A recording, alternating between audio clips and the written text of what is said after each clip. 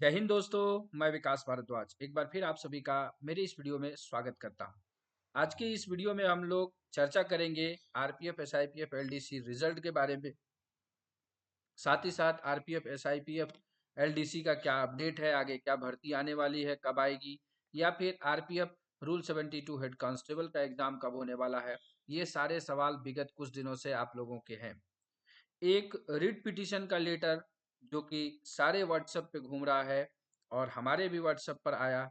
उसके बाद बहुत सारे कॉल, बहुत सारे आपके कमेंट्स, ये सारी चीज़ें आने लगे कि सर क्या अब गई भैंस पानी में। इसलिए मैंने इसका थंबनेल भी रखा है आपके लिए, क्या गई भैंस पानी में। सब ने यही बोला, क्या सर अब एग्ज़ाम हो गया, रिजल्ट आएगा नहीं, क्या होगा, कैसे होगा। इन सब चीज़ों को लेकर के आज की इस वीडियो में हम आपकी भ्रांति को दूर करने वाले हैं।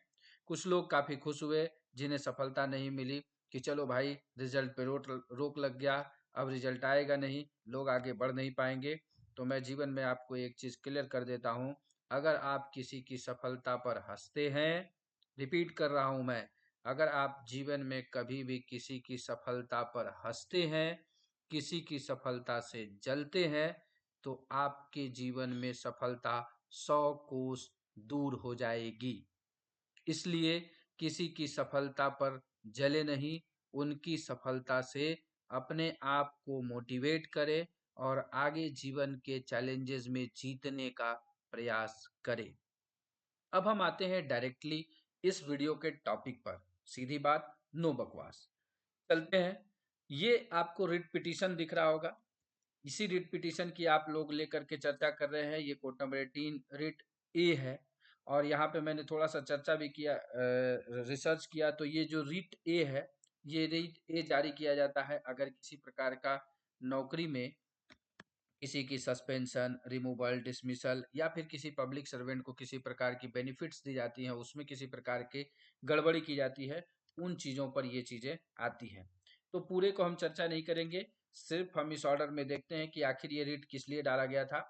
तो इस रिट में कहीं पर भी, इस रिट में कहीं पर भी ये नहीं बोला जा रहा है कि रिजल्ट को ये कर दिया जाए या भर्ती को हटा दिया जाए, नहीं। इस रिजल्ट के रिट का जो मेन मुद्दा है, determination of vacancies under Rule 72 of the Railway Protection Force 19 Rule 1987। अगर इस रिट पिटीशन की बात को सुन भी लिया जाता है, तो जो अमेंडमेंट हुआ था आरपीएफ रूल 1987 में, कब हुआ था? तो 15 जुलाई 2021 में हुआ था। तो यहाँ से भी आप अगले हेड कांस्टेबल रूल 72 के लिए एक सवाल नोट कर ले, या फिर एएसआई में भी आपको पूछा जा सकता है कि आरपीएफ रूल का नवीनतम संशोधन किस वर्ष किया गया। तो वो 2021 है, मंथ ऑफ जुलाई है। तो ये ध्यान रखना है आपको। तो ये जो नोटिफिकेशन, सॉरी, ये जो आरपीएफ रूल में जो है अमेंडमेंट किया गया, उसके बाद अमेंडमेंट करके ये चीजें की गई कि आरपीएफ रूल 72 के तहत सब इंस्पेक्टर का एग्जाम लिया जाएगा। और 30-20 उसमें रखा गया था, रूल 70 वाले के हिस्से से सीट निकाल करके किया गया था। लेकिन उसके बाद फिर कोर्ट ने एक ऑर्डर निकाला और एक तरह से अमेंडमेंट करके फिर उसमें 50-50 उसको कर दिया गया। मतलब 25% और 25%, मतलब 50-50 कर दिया गया रूल 70 के सीट को, रूल 70 और 72 के सब इंस्पेक्टर के लिए। और बाकी जो है, जो ओपन रूल सब इंस्पेक्टर की आरपीएफ की वैकेंसी है, उसके लिए उसे निर्धारित किया गया। अब उसी पर यह मुद्दा उठाया गया कि ये 50-50 क्यों किया गया। मतलब कि जो रूल 70 के लोग थे, जिनका कि इसमें एज बार भी है 45 का, तो उन लोगों को लगा कि अब हमारे लिए सीटें कम हो जाएंगी, हमारा प्रमोशन कम हो जाएगा। तो जाहिर बात है कि संविधान के आर्टिकल 32 में आपको रिट पिटीशन का अधिकार दिया गया है कि अगर लगता है कि आपके साथ किसी प्रकार की जाति हो रही है, या किसी भी प्रकार का आपको न्यायालय से कोई चीज चाहिए, तो आप रिट दायर कर सकते हैं।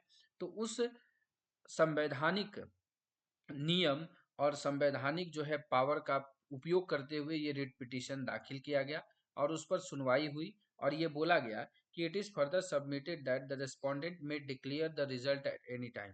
मतलब रिजल्ट पे किसी भी प्रकार का कोई लांछन नहीं लगाया गया है। In pursuance of the selection made contrary to the amended rule 2021 which is not disputed by learned DSGI। बस ये बोला गया कि जो मैटर कंसर्न पे हमारे पास जो रिट आया है, उस रिट पर डीएसजीआई ने किया है कि 2 days time to seek instructions in this matter. वो तो जानते नहीं है कि आरपीएफ रूल कैसा है क्या है। वो जज साहब को उनको लगा ऐसा कि हमको इसके बारे में थोड़ा सा और तहकीकात कर लेनी चाहिए ताकि जो हम डिसीजन दे वो किसी प्रकार से असंवैधानिक न हो जाए। इन चीज़ों के लिए 2 दिन का समय मांगा गया और 2 तारीख को 2 फरवरी 2024 को ये फिर से सुनवाई की जाएगी। और तब तक ये बोला गया है कि आप इस रिजल्ट को जो है पब्लिश नहीं करेंगे।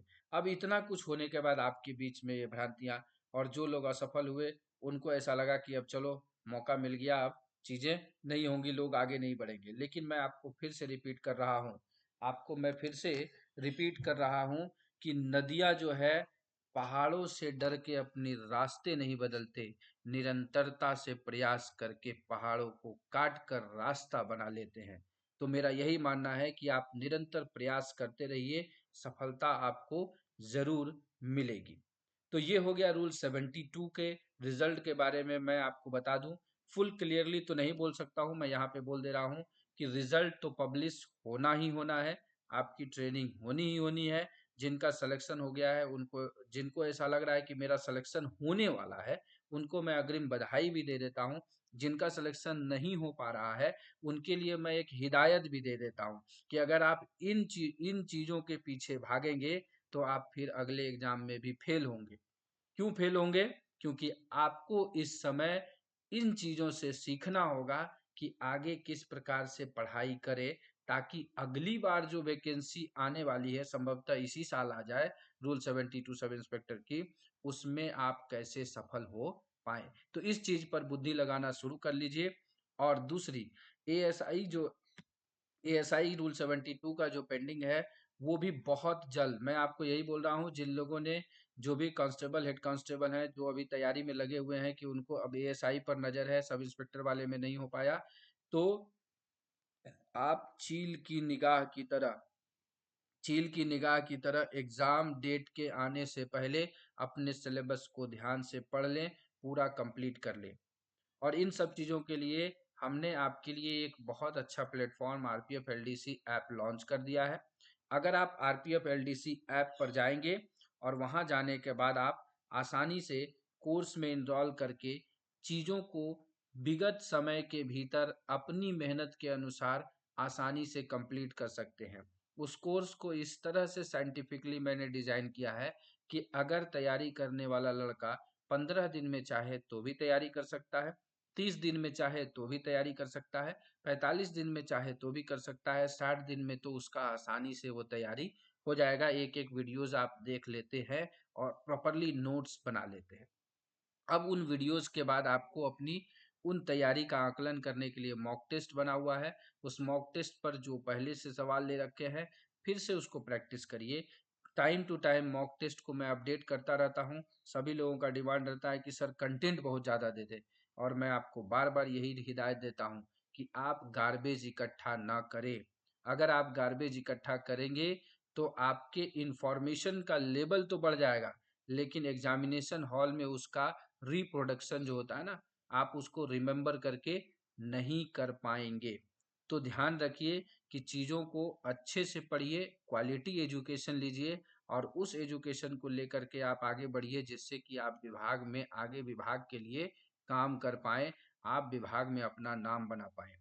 तो इसी संदेश के साथ कि आप अपनी तैयारी में जुड़ जाएं, बहुत जल्द आपको एएसआई का एग्ज़ाम का डेट मिल जाएगा और नोटिफिकेशन भी हो सकता है कि मिल जाए, और ये भी ऑल ऑफ सडन हो जाएगा और आप फिर देखते रहेंगे, फिर बाद में कहेंगे कि सर आपने ठीक बोला, या आपका प्रिजम्पशन एजम्पशन जो भी बोलिए वो सही रहता है। ये सब आप बोलते रहेंगे, लेकिन मेरा मानना ये है कि अच्छे लोग अच्छी तरीके से तैयारी करें और अच्छे तरीके से एग्ज़ाम में पास होकर के विभाग का नाम रोशन करें और अपनी जीवन में अपने कद को और ऊपर बढ़ाएं।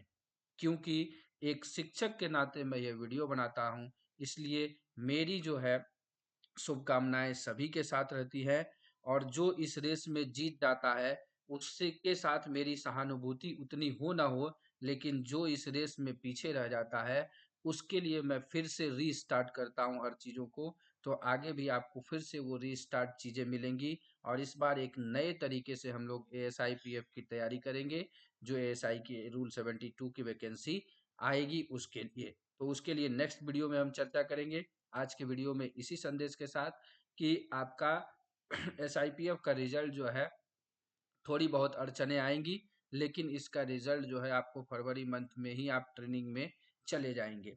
तो चलिए इसी संदेश के साथ कि आप अपनी तैयारी में व्यस्त होंगे, अपनी ज़िंदगी में मस्त होंगे। इस वीडियो को ध्यानपूर्वक देखने के लिए आप सभी का दिल से धन्यवाद।